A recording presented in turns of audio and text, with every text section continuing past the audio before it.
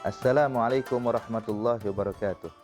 Alhamdulillah wassalatu wassalamu ala sayyidina Rasulillah wa ala alihi wa sahbihi wa mawalah, amma ba'd.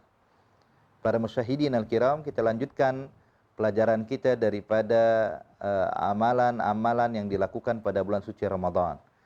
Kita ketahui bahwasanya telah kita bahas kemarin pembahasan tentang syarat sah dan syarat wajibnya berpuasa, maka hari ini kita akan membahas daripada rukun-rukun puasa atau arkanus shaum.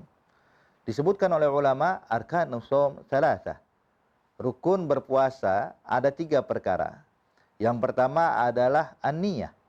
Sebagaimana kita ketahui di dalam hadis Rasulullah sallallahu alaihi wasallam menyatakan, innamal a'malu binniyat wa innamal likulli imri'in ma nawa, ila akhiril hadis. Sesungguhnya kata Rasulullah sallallahu alaihi wasallam, setiap amalan itu harus menggunakan niat. Maka kalau seandainya ada orang tidak makan dari mulai subuh hingga maghrib tanpa niat berpuasa, maka dinyatakan niatnya tidak sah. Jadi niat harus dipasang bagi mereka yang ingin melaksanakan ibadah puasa. Dan perlu kita pahami ayolah ahbab, bahwa puasa ini kan terbagi menjadi 2. Ada puasa wajib, ada juga puasa sunnah. Puasa wajib adalah seperti puasa Ramadan, atau puasa untuk membayar nazar, atau puasa untuk mengqadha puasa Ramadan yang pernah ditinggalkan, atau puasa untuk membayar kafarah, atau puasa yang diperintahkan oleh imam atau pemerintah, seperti layaknya disebutkan di dalam kitab bahwasanya ketika orang lama mengalami pancaklik, masyarakat mengalami pancaklik lama tidak turun hujan, maka mereka disunnahkan untuk melaksanakan istisqa. Dan disunnahkan pula untuk berpuasa selama 3 hari. Ini puasa sunnah selama 3 hari sebelum melakukan istisqa, jikalau tidak mendapatkan perintah dari imam.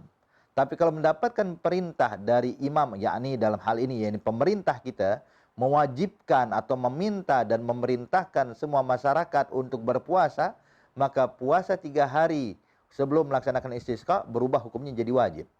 Jadi intinya kalau kita mau simpulkan ya ahbab, puasa wajib itu ada 5 macam.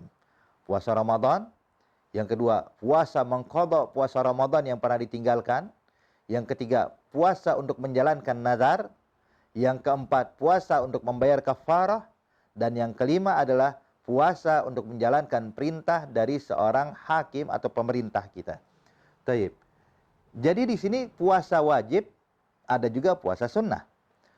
Nah, perbedaannya adalah ayyuhal habab, puasa wajib itu disyaratkan tabitu niyah minal lail.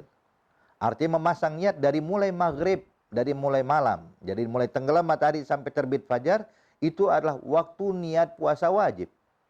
Adapun kalau puasa sunnah, waktunya agak lebih panjang, yaitu dimulai dari maghrib sampai zuhur keesokan harinya. Hakadha, insyaallah bakal kita bahas tentang masalah niat, kurang lebih hadirin, yang mana kalau seandainya seseorang melaksanakan salah satu puasa wajib yang 5, contoh kita bilang puasa Ramadan, di malam hari dia lupa memasang niat. Keesokan harinya, ketika dia sadar kalau semalam belum memasang niat puasa Ramadan, maka puasa yang hari itu dia laksanakan di hari Ramadan tersebut dinyatakan wajib diqadha olehnya. Kalau ada yang mengatakan, tapi saya sudah makan sahur, cuman lupa masalah niat, tapi saya ikut makan sahur bersama yang lainnya, dan kita tahu sahur ini kaitannya dengan berpuasa, maka dibahas oleh para ulama, menyantap makan sahur tidak bisa menggantikan posisi niat. Jadi tetap walaupun dia makan sahur, wajib bagi dia untuk mengqadha puasanya. Adapun kalau puasa sunnah, dimulai dari waktu tenggelam matahari hingga waktu zuhur keesokan hari atau waktu zawal. Ini berdasarkan daripada hadis Rasulullah sallallahu alaihi wasallam. Pernah Nabi Muhammad datang ke rumah salah satu istrinya, dalam riwayat dia adalah Sayyidatuna Aisyah radhiyallahu taala anha wa ardhaha. Maka Nabi datang di waktu menjelang zuhur. Nabi bertanya, "Afikumul ghada?" Apakah ada makan siang yang bisa aku santap, kata Rasulullah sallallahu alaihi wasallam. Dan perlu kita pahami ayolah ahbab, makan siang di masa Rasulullah waktunya berbeda dengan makan siang di waktu kita. Sebab makan yang dilakukan oleh orang-orang Arab kala itu, khususnya di masa Rasulullah, makan sehari-hari mereka itu hanya 2 kali. Ada makan siang dan makan malam. Makan siang itu mayatanawwalu qabla adh-dhuhur, qabla az-zawal, wal 'asha mayatanawwalu qabla al-ghurub. Makan siang itu adalah makanan yang disantap sebelum zuhur, dan makan malam adalah makanan yang disantap sebelum maghrib. Ya. Namun karena visi kita ini orang Indonesia khususnya agak lemah, sehingga kita tambahkan makanan juga yang harus kita santap itu sarapan. Sehingga ada sarapan, kemudian makan siang karena berdekatan dengan sarapan maka kita tunda jadi ba'da zuhur. Makan malam yang tadi sebelum maghrib karena berdekatan dengan waktu zuhur tadi dengan makan siang kita tunda menjadi ba'dal maghrib atau ba'dal isya. As-syahid di sini ayyuhal ahbab, ketika Nabi bertanya afikumul ghada, apakah ada makan siang? Itu waktunya sebelum zuhur. Maka dijawab oleh istri Rasulullah, "Galla syai' ya Rasulullah." Tidak ada makanan sama sekali. Maka Nabi menjawab, "Idzan inni shaim." Kalau begitu saya ingin melakukan puasa. Nah, puasa yang diniatkan oleh Rasulullah ini adalah puasa sunnah. Berdasarkan dalil ini menunjukkan bahwa niat puasa sunnah dimulai dari tenggelam matahari sampai waktu zawal.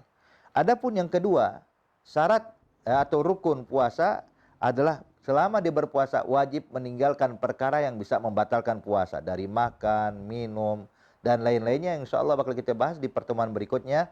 Apa saja yang bisa membatalkan puasa. Dan yang terakhir adalah as-shaim, orang yang berpuasa itu sendiri. Jadi intinya ketika dia ingin menjalankan ibadah puasa, hendak dia pahami 3 hal ini. Yaitu rukun puasa, yang pertama niat, ini yang paling dominan, yang banyak orang melalaikannya atau lupa. Dan yang kedua adalah wajib meninggalkan perkara yang membatalkan puasa. Dan yang ketiga, dia sendiri yang melakukan puasa. Itulah dinamakan arkanus shaum. Semoga ibadah puasa kita diterima oleh Allah Subhanahu wa taala. Amin ya rabbal alamin. Wassallallahu ala sayyidina Muhammad wa ala ali sayyidina Muhammad walhamdulillahi rabbil alamin. Wassalamualaikum warahmatullahi wabarakatuh.